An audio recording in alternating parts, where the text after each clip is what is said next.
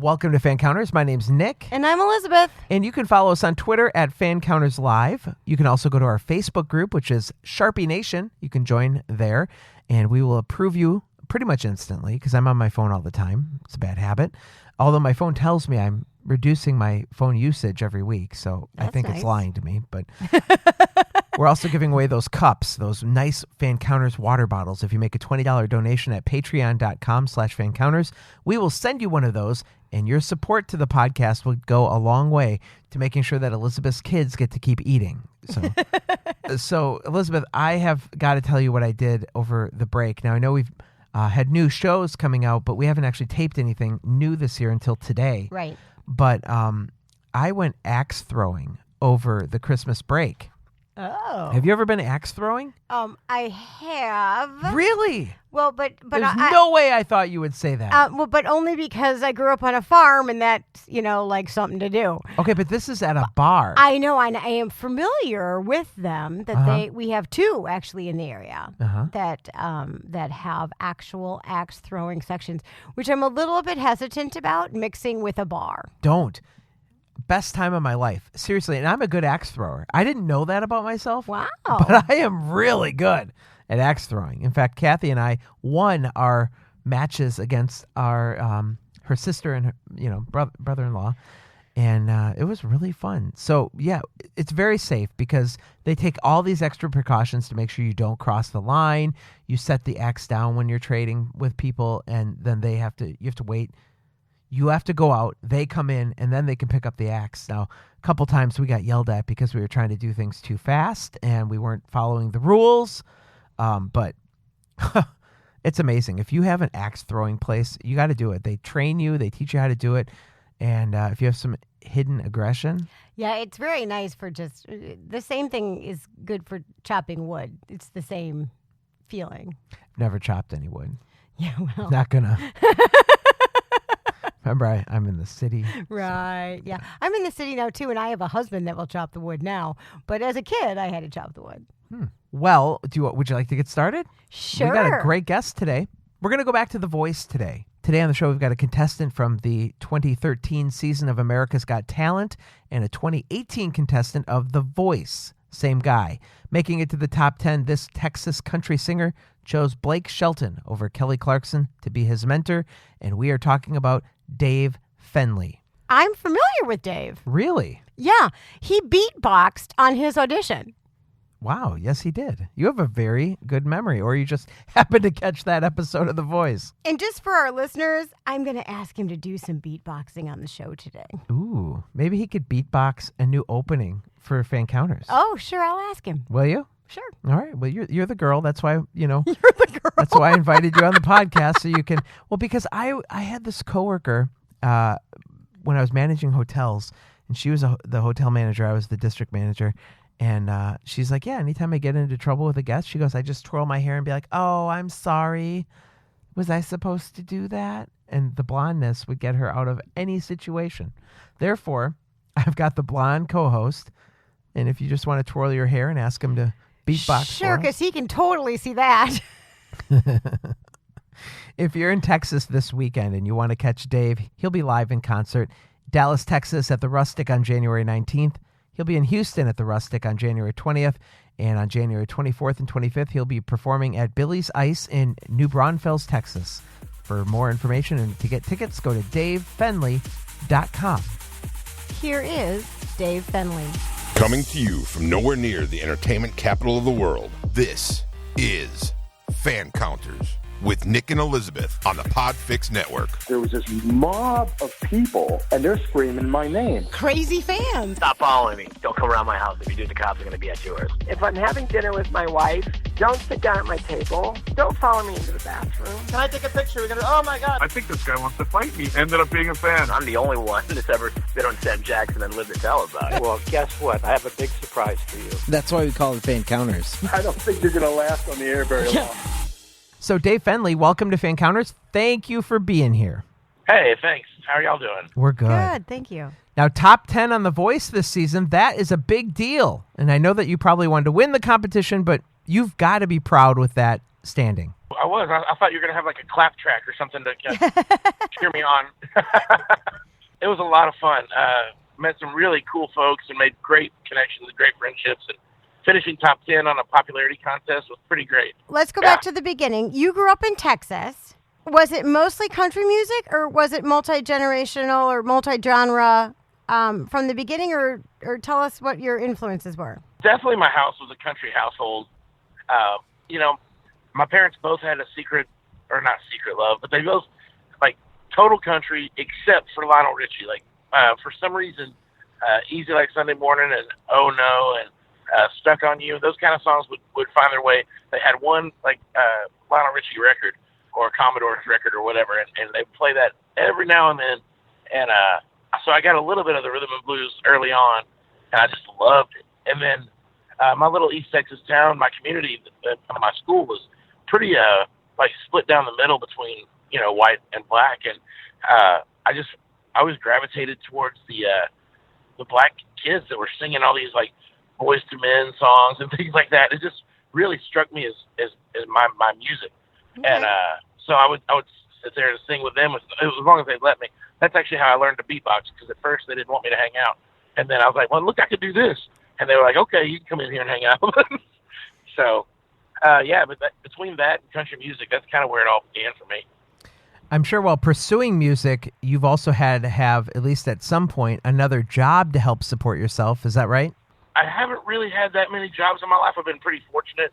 My first job was selling lawn tractors at a Sears, and then I delivered pizza for Pizza Hut, and then I was like a desk guy at a Citibank, which was my last official job. I was like, that you had to be happy to get out of there. I'm sure that sounds awful. Oh yeah, I didn't have to wear a tie, thank goodness, because when you have a beard like mine, the knot never shows, and it's kind of not really a cool look anyway. But yeah, that was in 2000 was my last job. Wow, you've been very fortunate. Yes, because you didn't win the male vocalist until 2010 when you won the male vocalist of the year. So right, was prior to that. So you 10 years without having like a steady job. How did you make ends meet? Well, while I was working at Citibank back in 2000, I guess, I had a friend of mine who opened up a bar, and he had said, hey, if I ever open up my own bar, you're going to play there. And I was like, okay. And so he gave me $50 a day every Sunday, Monday, Tuesday, and Wednesday. So I was there at this bar called Alibis in San Antonio, and it's still there today, and I'm still good friends with the owner. So there's that. Okay. But yeah, I played there every Sunday through Wednesday, every week for probably a whole year and a half, and just got better, practiced, and I would pick up other gigs here and there. By the time, I guess, 6 or 7 months had gone by, I'd picked up where I'd play Thursday, Friday, Saturday somewhere else. So my whole week was full, and I was too tired to show up for work, so I just quit. And then I kept doing music full time, and eventually it started paying the bills for real. So like Elizabeth said, 2010 is when you won the Male Vocalist of the Year award in Texas. When did you decide to make that move to Nashville? That was in 2013. Well, actually, at the end of 2012, I started making another album, and I was passing through Nashville on my way. Well, actually, had an aunt in Nashville. We were visiting for Christmas, and then we were going to head down to Atlanta to see my sister. And stopped in Nashville to visit the aunt, and I went to this one bar, and I was like, hey, can I play some songs? They said, no, but you should go to this other place, which is kind of the story of my life. And so I go to this other place, and I play like 3 songs and sell like 20 CDs. I was like, well, this is the place for me. And so I came back a couple of months later to visit, met a guy who happened to be Blake Shelton's steel guitar player, Kevin, and we became fast friends and wrote a couple of songs, and he's like, you need to move here. And so that's all I needed. I went back and told the wife, I was like, hey, we're moving. And she's like, no, we're not. And then we ended up there a couple of months later. Did you think you were going to go there for songwriting, or were you really hoping, the vocal aspect was going to work out? I went there absolutely for songwriting. I mean, at the time I was 33, 34. I kind of felt like I was a little, probably my time was expired. And so I went there pretty resolute that I was just going to be a songwriter, and I was going to take over Nashville songwriting. And within 2 weeks of being there, I walked into this bar, and I was like, here we go again. Can I play a song? They said no. And I was like, really? dang. Yeah. And then about an hour went by because they did, however, want some shots. So I bought some shots. And about an hour later, they said, you know what? You want to play some songs? I was like, yes, I do. And so I borrowed a guitar, got up on this stage in front of like 400 people, and played one strum of the chord and broke a string on the guitar. Oh, and man. I was like, this may not work out. And so after that, I started, while I was fixing the string, I started beatboxing, which was my wife earlier in the day. She's like, no, you don't do none of that beatboxing stuff. You just go sing your songs. So, of course, I ended up beatboxing. Well, at that time, the crowd went nuts. And this other guy jumped up and started singing like hip-hop jams while I was beatboxing. And I didn't know him. And the crowd didn't, they went crazy. Well, at that point, Blake Shelton and Miranda Lambert walked in the bar. And they were married at the time. And she thought we were some new act. And she pulled us off stage and she goes, hey, my name's Miranda. She's like, what are y'all called? And this guy looked at me, he goes, we're called Jukebox. And I looked at him and I was like, Jukebox? That's terrible. And so, that's a horrible name. But I think we'd all been drinking enough where Miranda was like, let's go on tour. I'm out with Dirk Bentley right now. Let's add you guys to the tour. Can you do it? And this guy, Josh, looks at me and goes, can you do it? I was like, hell yeah, I can do it. That's when I moved here.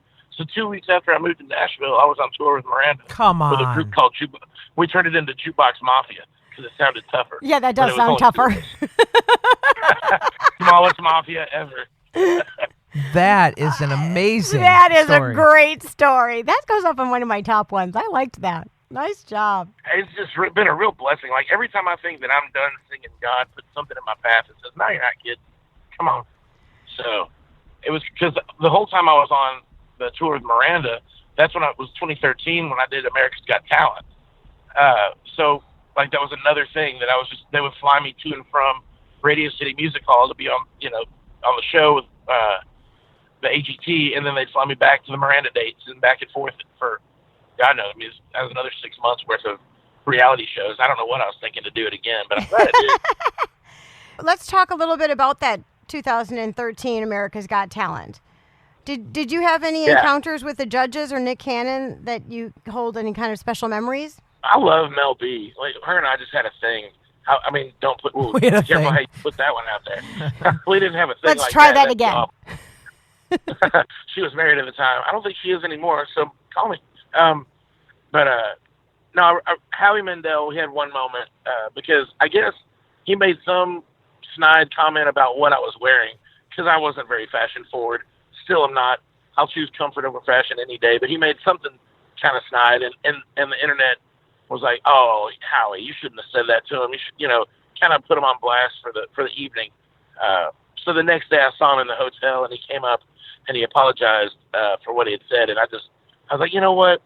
Let's just hug it out. And I gave him this big giant hug, and his eyes, they opened up like a pupil in a dark room. They were just, as big as they could be. Doesn't Howie Mandel not let people touch him?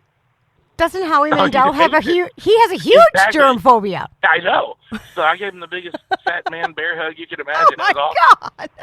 It's called revenge, Elizabeth. Yeah, it's called send the man to the hospital. I look like I'm just a big walking germ.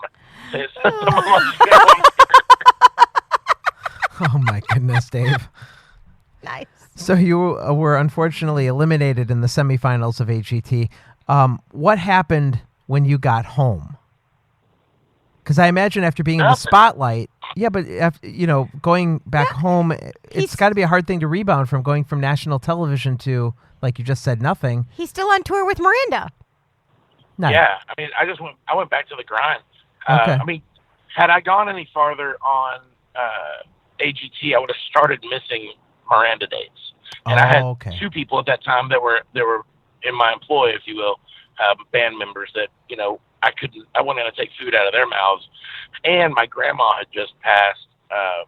And so it all kind of happened as a perfect storm where I got to go to the grandma's funeral and I got to keep on the tour with Miranda, and I didn't feel like I missed any opportunities. Because the one thing about AGT, as much as I enjoyed some of the experience, I never did anything that was indicative of my career or my songwriting. Like, I felt I was very, I was doing what they wanted more than what I wanted. and that's kind of why I did the voice, because I wanted to kind of right the ship, if you will, and do something that was more. I wanted America to know that here's my lane, you know.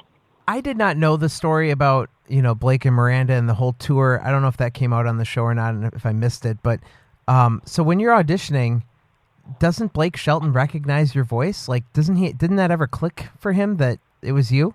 Well, funny you ask, because what happened was the whole time I was in the Jukebox Mafia, I was just a beatboxer, because remember, that's all that Miranda and Blake knew.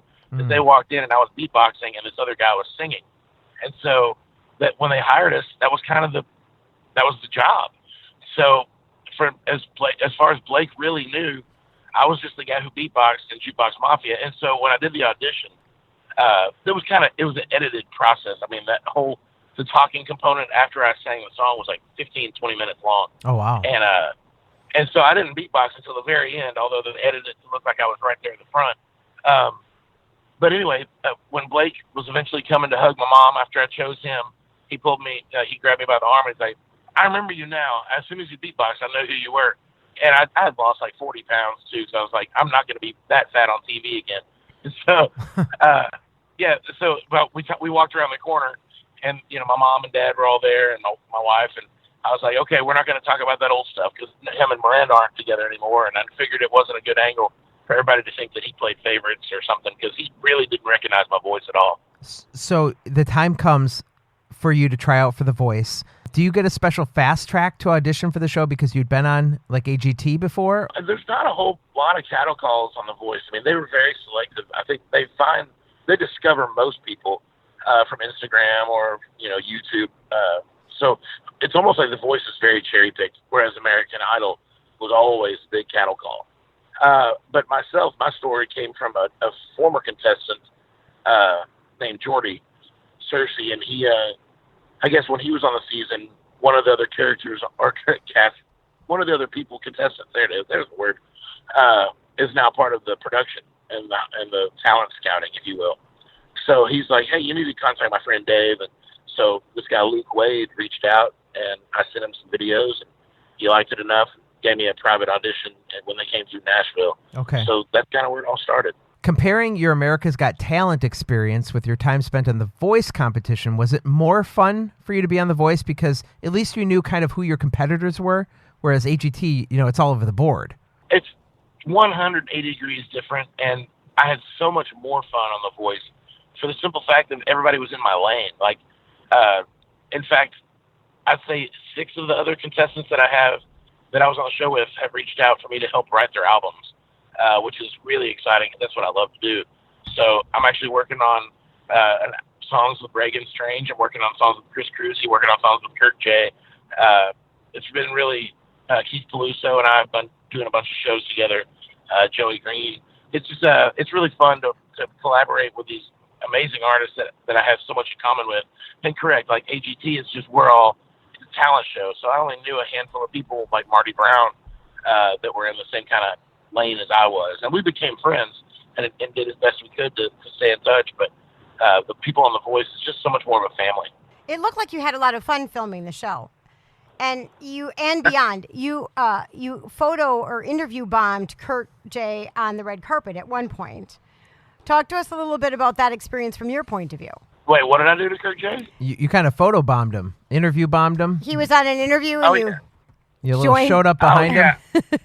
Oh yeah. You stole the show, man. Everybody on Team Blake just really had a lot of fun together, and we took every chance we could to jab or make somebody else uncomfortable, because that's what we do. Like, we were all 3 completely different personalities. At first, Kirk, he's 23 and brand new. He's doing the country thing and really trying to identify every single question he gets, what it's like to be a black country singer. And he got fed up with that, and rightly so, because he's not just a black country singer; he's a country singer. It's in him, and he'd much rather be identified as that. So once we learned how to make him uncomfortable, then we did it as much as we could. And same with Chris. Chris is like the sweetest guy in the world, and all you got to do is just try to do anything to make him laugh uncomfortably, or ask him some really really weird question, and he'll always come through with an even weirder answer. I don't know. We really love each other, and it's been great to hang out with them after the show and get to know them even better. It's fun. Now, The Voice for us is like, I don't know what it is, 18 weeks or 20 weeks or something like that. How long was it for you to be filming those shows? 3.5 years. No, I'm kidding. No. I think we started the process back in like March, I want to say. I mean, it took, I would say, the better part of 8 or 9 months. Wow, that's a long time to devote to that and kind of take away from your life a little bit. Certainly. I mean, it's a commitment, but it's an opportunity. So, I don't think anything good comes from without hard work. I mean, the only time success comes before work in the dictionary, it is in the dictionary. Were there parts of The Voice that left you disappointed at all? I hesitate to throw anybody under the bus. So the only thing I would say I was disappointed in was just some people they aren't who they appear to be. And, but that's the case with anything in the world. Some people you hope are really classy people and they just don't turn out to be.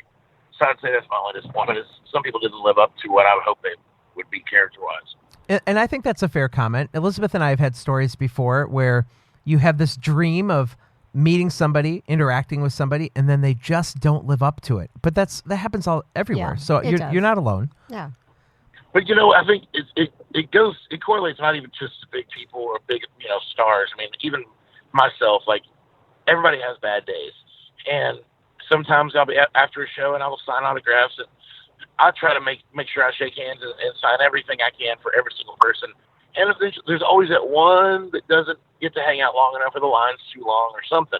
Somehow you make someone mad, and that's the one who puts you on blast, and they don't forget, and it's a shame, but to them, I was a jerk that day, and I really hate that kind of thing. But that's the way it goes. We all have bad days, or there's always a way to make someone upset. This weekend, you're in Texas. You're back home, playing some shows in Dallas, Houston, and New Braunfels. Was it because you're from Texas that you chose to do your first shows of 2019 there? Absolutely. Texas has taken care of me for years. San Antonio, New Braunfels, Hill Country area has been just kind of, that's where my music grew from. That's where my songwriting was stemmed from. So to go back there and play my first shows after the show just felt correct in all possible ways. What can fans expect from a Dave Fenley concert? When you come to my show, expect to hopefully listen. I really love writing songs for people to listen to the words to. So I would hope that you come and you get ready to be emotional, because I'm going to make you laugh. I'm going to make you cry. I'm going to beatbox and make you dance.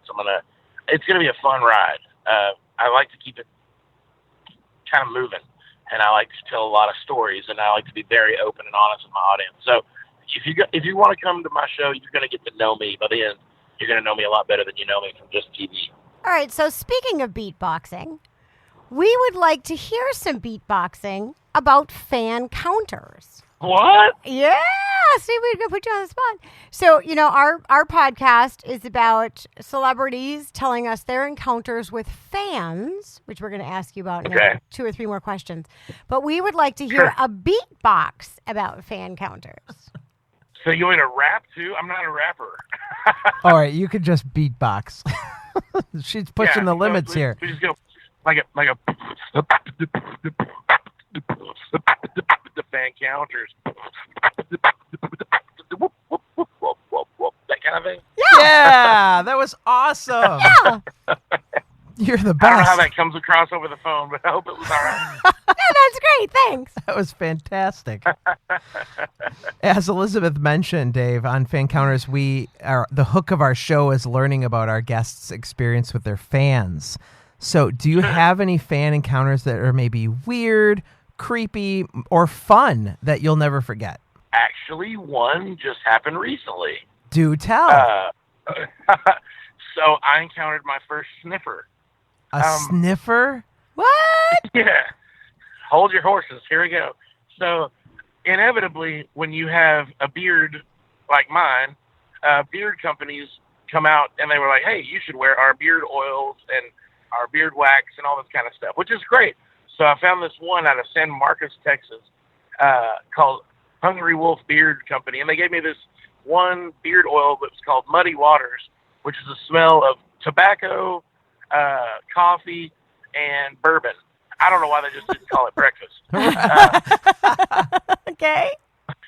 But I was wearing this on my beard, and I was doing a fan a meet and greet, and this girl straight comes up and starts sniffing my beard, and she won't stop. Like, she's touching it. Like, I've had people like, "Can I touch your beard?" Sure. And this girl's like, "Can I sniff your beard?" And I'm a gentleman, Southern gentleman, so I was like, "Sure." So she gets all up, nose up in it, and then it gets awkward at that point because she's not stopping, and she's touching my chest and my neck and sniffing the beard, and people are in the room. She's not. This isn't. We're not alone, but it's making everybody uncomfortable, and this goes on for a good. I mean, it felt like 2 hours, but it was more like 14 seconds. But that was long enough to encounter my first and hopefully last committed sniffer. That is creepy. It's creepy. Wow. It is. I'm surprised you didn't have a handler moving her away from you. Yeah, that's creepy. I have to admit, I was like, this is a story I'm going to have. So I did have a handler at one point. I was kind of flagging him off. I was like, let's see where this goes, because I didn't say I didn't like it, but I did say it happened. It's weird. Like if she'd been kind of a sniffer and get out, that would have been okay. But the lingering is what makes it creepy. Well, you didn't know. If you haven't smelled Muddy Waters, a.k.a. breakfast, then it does smell amazing. But I would tell you that's exactly what my husband smells like. Chew, coffee, and bourbon. Wow. That's all I can say. There you go. You had a fan encounter last night, and I was hoping that maybe you could tell us a little bit about this thing that you've been doing on Facebook Live, where you go to somebody's house to do a show, and they make you dinner. What's this all about? Or breakfast. Hey. So this is called Live from Someone's Kitchen, and I had the idea a couple of days ago. We just rolled it out for the first time last night. I just went on the internet and Facebook and all the Twitter and Instagram, and I was like, "Hey, somewhere close to Nashville, I want to get out, and send me pictures of your kitchen, and if I like it, then I'm gonna start there." So I got 3 or 4 responses. It wasn't overwhelming, and there was one in Kentucky that was like, "Hey, that's only about 2-hour drive." So I just packed up the truck last night and drove to Kentucky, and she didn't have the greatest Wi-Fi, it turns out, but she did have. So my first Facebook Live from someone's kitchen was a little spotty, but the food was good. What'd they give you to eat? Well, she didn't know I was a gluten allergist, so it was burgers. Oh. But I just had meat and ketchup and onions and pickles and all that kind of good stuff. Awesome. So I already told you when we first got on the phone, if you're coming to Wisconsin to do a show in the Milwaukee area, Elizabeth and I have dibs over your Facebook Live event. And we will make you gluten-free. Thank you.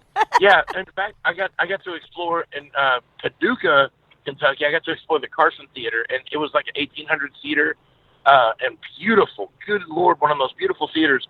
And the head lady that I met, Mary, she was really sweet, and she actually was like, "Hey, I got the Avett brothers coming here not too long. Maybe you can open for them." I was like, "Yes, I can, please." Yeah. So hopefully you'll see me. Hopefully Paducah, if they're listening, will see me in their area at some point between now and November. But yeah, I would love to play up there in Wisconsin. Yeah, we would love to have you. Let's talk about the Backstreet Boys. AJ McLean has decided he's going to go country and release an album with songs that were written by you. Tell us how that came about. So I was at this bar in Nashville, and I guess AJ had been working on a project kind of quietly, and he had been searching for different producers to do different tracks to see which one's going to take. And one of the producers that was being kind of considered for the job was a friend of mine. And he's like, "Hey, man, you want to meet AJ McLean from the Backstreet Boys?" And I was like, "Sure, is he buying?" And so I went over, and turns out he wasn't. But so I meet him, and he's really cool and super like intrigued by what I do, because I told him, he found that I was country and hip hop and beatbox and all that. And he's like, "That sounds like me." So he's like, why don't you write me a song? I'd love to hear what you do. And so, just kind of cheeky, I wrote a song, and I sat down with a friend, Rob Crosby, and I was like, hey, I got this idea for a Backstreet Boy called The Difference in a Boy and a Man, because he was a Backstreet Boy, right. And now he's doing grown-up country songs. And so I really didn't think anything was going to happen, but I had this like really cool groove, and it felt kind of like a Backstreet Boys vibe with a little, all you got to do is slap a steel guitar, and you got a country song. So nowadays, kind of felt like a Thomas Rhett song. And okay. It does. And so I turned that into him, and he flipped over it. And he's like, I love this. This is perfect. And so a couple of weeks later, he flew me out to L.A., and I got to produce the track. I got to sing harmonies on it and watch and make sure that he, sang it the way I wanted him to, because he is a very amazing singer. If it's not soloed in the Backstreet Boys, he's just really that good. Now, you've had encounters now with Blake Shelton and Miranda Lambert and now A.J. McLean. Is there a celebrity you've met that you've been starstruck around? I try not to be starstruck. I guess, to be honest, I really haven't, because my philosophy is like act like you belong there. Mm-hmm. Someone told me that a long time ago, and so no matter who I'm with or what I'm doing, I think I would be starstruck by like Paul McCartney. Sure. I think I would be starstruck by maybe Travis Tritt, because I admire him so much. But I think because I sang a song and we're friends on Twitter, I think that's kind of gone down. But if he'd walked around a corner two or 3 years ago, I think I might have lost my Sorry. Well, Travis Tritt did tweet at you after you did his song for your audition, so that had to feel pretty cool. Oh, it was amazing, because I guess I didn't realize that when I sang his song that he went #1 on the charts on iTunes, which was really cool. So he just kind of tweeted to say thank you. And then me trying to ever exploit every opportunity, I said, well, hey, why don't you take me to at Shoney's or something? And because I didn't even know Shoney's still existed, but I had a Twitter. And then Shoney's is like, y'all come on and we'll take care of your food. And Travis at Travis Tritt was like, yeah, let's go do it. And so then I was like, well, hey, at Chevy Trucks, I need a ride to at Shoney's. How'd that work out for you? They didn't say nothing back. Oh. Did you ever get food with Travis Tritt? Not yet, but we're going to break bread someday, by God. Boy, that would be great. When you visit DaveFenley.com, you notice right away that there's some new music from the Spread the Love Sessions Volume 1. Can you tell us a little bit about that collection? Yeah, Spread Love Sessions started before The Voice happened, and my motto is spread love like peanut butter. And so what I wanted to have kind of do was put out a series of EPs, little 5 or 6 song offerings that were genre-free, super fun, had a lot of stories to tell. But as I write songs in Nashville, I write different genres all the time. Like sometimes I write a R&B song, sometimes I write a country song. I don't write just one style. I really enjoy the creative process. So I probably have to make different kind of records now. But for the Spread Love Sessions Volume 1, you're going to get a little bit of everything. Like there's a straight up Stapleton swampy kind of song feel. There's a indie rock feel, Blue Eyed Suicide. There's country song, Mine All Mine, that you could dance to at any wedding. I don't know. It's just a really fun album, and I've really had fun doing those Spread Love Sessions projects. Great.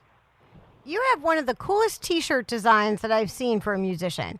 And you can visit Dave's store, and he's currently running a sale of 20% off. And you can snag this shirt that makes you look like you're wearing headphones. Did you have a hand in designing your merchandising?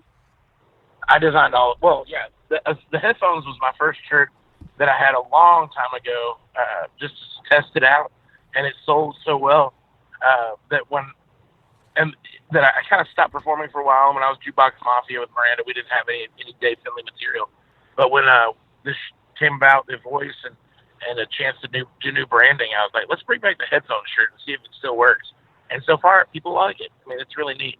I love it. I think it's a genius design. So, Dave, like you, we try to leave politics out of our show, but it should be mentioned that you did have a cool gig back in 2016 when you performed at the Republican National Convention, not only performing, but singing a song you wrote that is very pro-America, which is Awesome. So looking back, are you glad that you took the opportunity to showcase your vocal and songwriting skills on a national scale like that? I'm not a very political person. And so when you get a phone call, hey, do you want to perform, this opportunity for this kind of money? I was like, yeah, no worries. And then I just wanted to write a song to see if it would catch and do that, make it even further and get more money and more opportunity, because that's what you're supposed to do as a musician. Mm-hmm. Looking back, it was a really great opportunity, and I'm really glad that I did it. I don't know if I would take the same steps today, just because of the landscape of the America right now, and how much heat and sensitivity everybody has. I don't know when we got so sensitive about every little thing, but I like to say that no matter what, if you wanted to get to know me, listen to my songs. That's where my heart lies, and that's no matter what I've done or what I've said, my song is going to tell the truth about where I am. Amen to that. So our fans love to hear what their celebrities are watching on TV or streaming or have on their DVR. So what's on yours? I have I'm pretty eclectic of things I watch. Like I really love Outlander, and I love what's it called? The Last. I can't remember that one. But yeah, I love a lot of the big dramatic shows. Like I love Game of Thrones. I love all that kind of stuff. I don't really watch much celebrity talk shows or anything like that.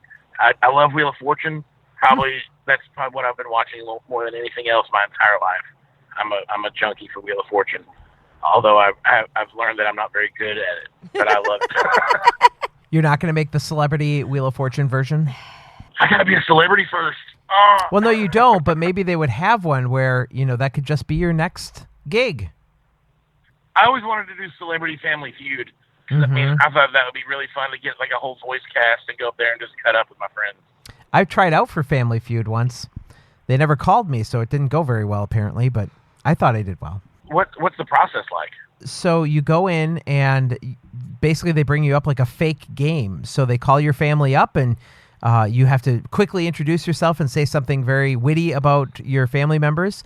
And then you play a couple rounds with a fake host, and they just judge you from there. And it was very quick and easy. It was fun, but I think I'm going to blame my family on this one for not getting on the show because I was very charismatic. I don't know about them. Were you the front? Were you the leader? I was, because it was my idea to do the whole thing. So I was the one quickly introducing people, so they would blame me, but it wasn't meant to be. You all have to wear like solid colors. Yeah. All the different. We color coordinated, actually. We all had blue shirts on, so we were trying to match.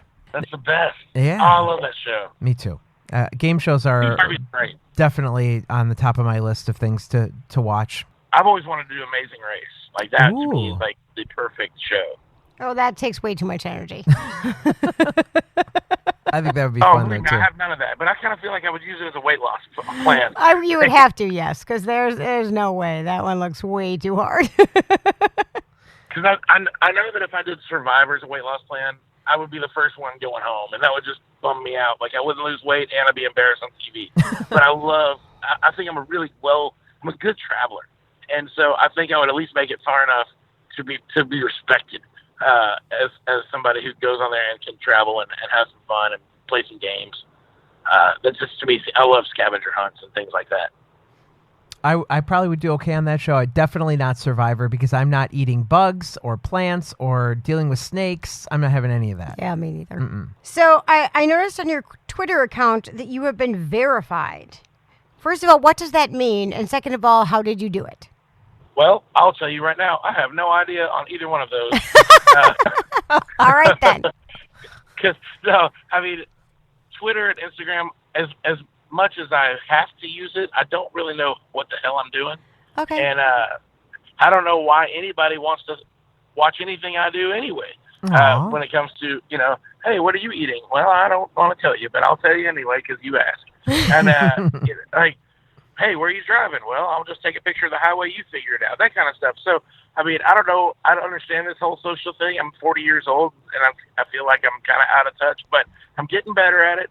And I guess verified just means that it's me. And when I say stuff, you should pay attention. And and I get more respect from people like when like the kids. Like I was doing a New Year's show, and there was a couple of 14, 15, 16-year-old boys and girls there, and they're like, "Hey, will you tweet at me or will you Instagram at me?" And I was like, "Whatever that means, just do it." I just hand them my phone and let them do it themselves. And then they're like, "Oh man, we got a blue check mark, or you got one," and then they come the next day. They're like, "We got 15 or 20 new followers just because you commented on us. Will you do it again?" Sure. So I mean, to them it matters. It's crazy. That's really we both have young kids, and I don't get it. I mean, I don't get it. Yeah, unfortunately, I have to handle all the social media for the show because she doesn't understand Twitter either. No, I don't get Instagram. I don't get this Snapchat crap. I don't know why you would take a picture and have things vanish in a few minutes. I don't care what you had for breakfast. I don't care where you're going. I don't care that much to know what every person on the planet is doing every 5 flippin' minutes. I just don't care that much. That's the thing. Like people like you and me who don't generally care, don't think anyone else cares either, but they do. Yes. Oh my gosh, my son, who is now almost 13, it plays video games and then puts them out on like YouTube. Like other people want to watch him play video games. And I'm like, why would anyone want to watch you play a video game? I don't want to watch you play a video game. And then I get a daily update on who has liked it or who has commented about it. And I'm like, oh my God, your whole world is waking up to find out whether or not people liked how you played a video game. So I'm obviously failing as a parent because I have no idea why you need to know this. You're leaving a lot of money on the table. You could have him on Twitch and he could get paid while playing live. Oh my God. I just don't, let's not encourage this behavior. I want him to just stop. Just stop. Do you play video games, Dave? I only have a couple, but I really enjoy the games that take way too long and you don't really have to worry about keeping your place. Like there's a game like what's it called? Fallout. Okay. Which is you could play it for 300 hours and never win. So I travel a lot, and so when I come home and I want to just decompress, there's nothing good on the TV. Then I'll turn it on for 30 minutes or an hour or something and just play it for a little bit. Then I'll get bored and I'll put it back down. But no, I used to be a lot more into them than I am. Anytime a Mario comes out, I've got to play it. Anytime a Zelda comes out, I've got to play it. Zelda's probably my favorite of all time. So other than that, I pretty much stay clear. We are the same age, so you're speaking my language with some of those classic games that keep coming out. Final Fantasy got too complicated. I like to keep things where one, when I started having to wave a hand around to swing it forward, I was like, I don't know. That's just getting buttons, man. Too much exercise. No thanks. I know. Exactly. So I can bowl on the Wii. That's about it. Oh yeah, that's fun. I do that with my 6-year-olds. They love that. So I'm going to help you out here. Your social media, you are online at davefenley.com, or you can go to Twitter and follow Dave at Dave Fenley. It's DAVEFENLEY, and that's where you're at. Fenley, all E's. There you go. So is there anything else that we missed that you want to mention or promote? Instagram is the same at Dave Fenley, FENLEY. And my Facebook is Dave Fenley Loves You. So Facebook.com/Dave Fenley Loves You, because I do. Spread love like peanut butter. If you're in Texas, I guarantee I'm playing somewhere close enough for you to travel to. So it's like Austin to San Antonio to Dallas to Houston to New Braunfels. So one of those shows you should be able to catch. And then I look forward to coming all over I'll be all over the country the rest of this year. Traveling around and I got a new single that's going to come out in February, and I have a new album that's going to come out in April. So, really excited to release that, the song, and maybe actually 3 songs between now and the CD release. Just trying to test the waters, see what people are going to like. So, I really appreciate y'all giving me a chance to talk about it and take the time out of your day for that. So it's been a lot of fun. No, this has been fun. Thanks. You're a busy guy, and we appreciate the time that you took also to talk with us today and be on the show. We hope to see you somewhere in our area sometime this year. Yeah. Yeah, Chris Cruzy's up there, and he's doing so well. So I need to come up there and hang out with him and piggyback off his success and play some shows. Our thanks to Dave Fenley for joining us on this week's Fancounters podcast. Wow, is really all I have to say. Yeah, he's amazing. I mean, I don't know how you don't work, like don't have a real job for 10 years, and then you find out that just by happenstance, you're drunk in a bar, and you start to beatbox, and in walks Miranda Lambert and Blake Shelton, and now you have a job. I guess that's how those amazing overnight success stories work, but again, he was probably 10 years in the making by that point. So. Right, yeah, but what a great story, and that, we've seen him now twice on TV, and he's a phenomenal songwriter. He's got really great lyrics. Great guy. So check him out if you're in Texas this weekend, like we mentioned. He is on tour. He is January 19th. He'll be in Dallas, Texas, the 20th in Houston, and the 24th and 25th of January, he'll be performing in New Braunfels, Texas. So again, for information and tickets, go to davefenley.com. Buy that T-shirt with the headphones. It's super sweet. And then you can check out his new music. Yeah. You can find us on Twitter at Fancounters Live. We're also on our Facebook group, Sharpie Nation. Finally, that Fancounters Cup. Go get it, and $20 at patreon.com/fancounters. Or you can always email us at hello@fancounters.com. Tell us about your best moment of the show or who you want to hear. Give me some feedback, or better yet, go to the podcasting platform and leave a positive review. Yeah, come on. You have to like this fan encounter. Exactly. The sniffing was hilarious. Very unique. I know we gave you a lot of homework. I'll let you digest that, and we will be back next week. See you next week. Bye-bye. This was a podcast from the PodFix Network. You can check out more shows like it at podfixnetwork.com.